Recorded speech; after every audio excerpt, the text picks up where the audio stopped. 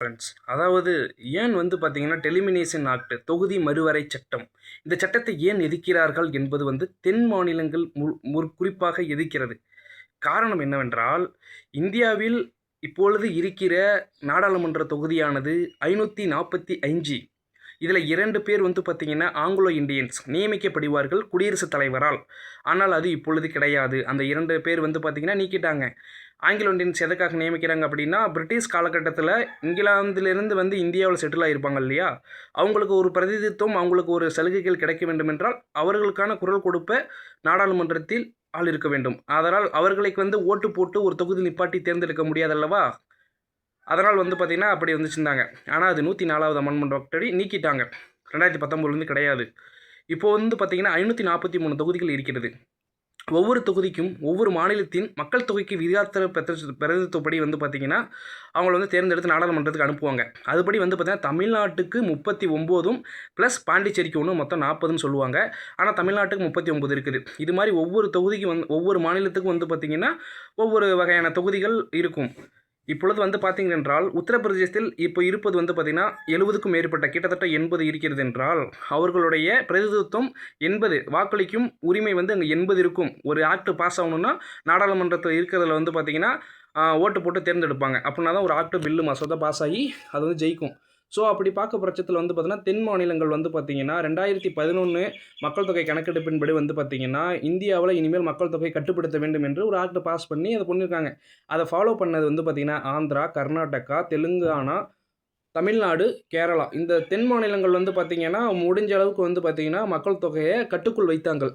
So அதனால் அவங்களுக்கு பார்த்தீங்கன்னா நாடாளுமன்றத்தில் பிரதிநிதித்துவம் குறையுதுன்னு சொல்கிறாங்க. எப்படி?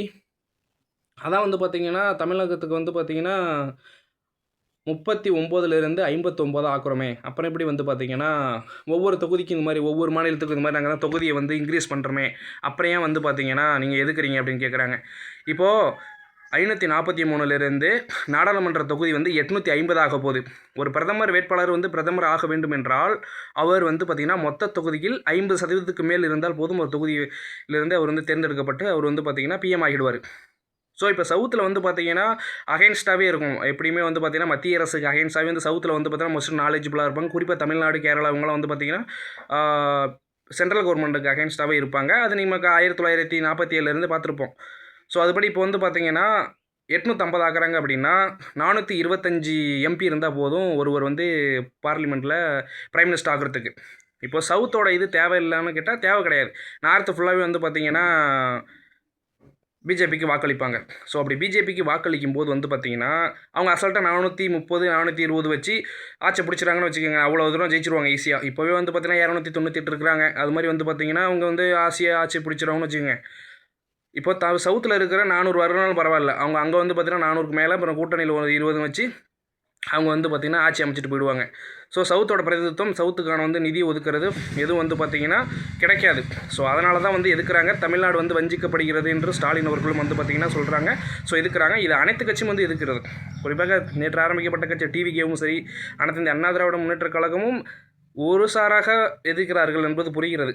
ஆனால் முழுவதுமாக எதிர்க்க முடியாது. ஏன்னா அவர்கள் தான் பிஜேபியின் அடி காலில் இருக்கிறார்களே. பிரதமர்கள் புரிந்து கொள்ளுங்கள். நண்பர்களை இதை பற்றி தெளிவான விளக்கத்துடன் எம்எல்ஏ ஆவது எப்படி, எம்பி ஆவது எப்படி, அவர்கள் தேர்தல் நிதி எவ்வளவு, அவர்கள் பார்த்திங்கன்னா தொகுதி மேம்பாட்டு நிதி எவ்வளவு செலவிடார்கள் என்பது பார்த்திங்கன்னா நம்ம சேனலில் தெளிவாக விளக்கப்பட்டுள்ளது. தயவு செய்து ஆதரவு தாருங்கள். நன்றி ஃப்ரெண்ட்ஸ்.